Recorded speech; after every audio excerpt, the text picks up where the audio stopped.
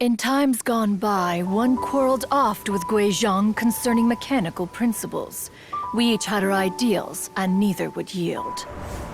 Under the pretext of a social gathering, one invited the impartial Rex Lapis to judge the quality of our creations. But Rex Lapis declared that Guizhong's Obscuro Vulpus mechanism was superior.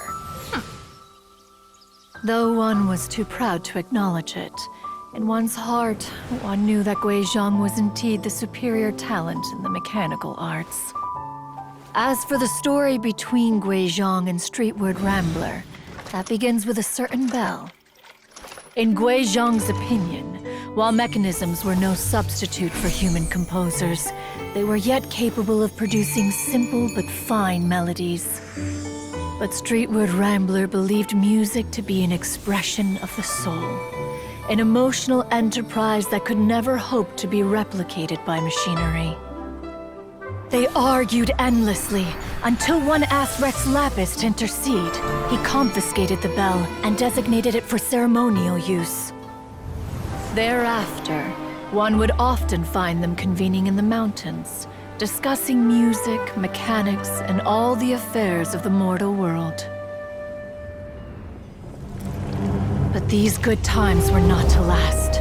War broke out between the gods, and soon engulfed the Guili Plains.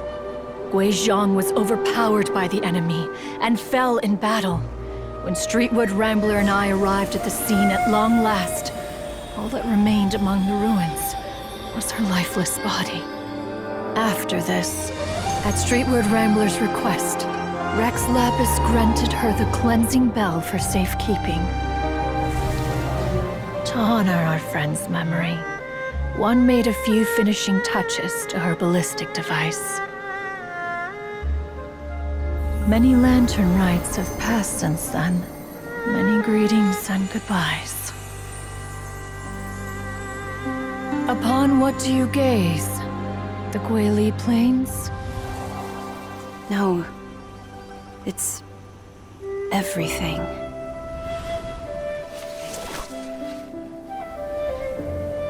We think of human life as like a lantern that's lit one minute and extinguished the next.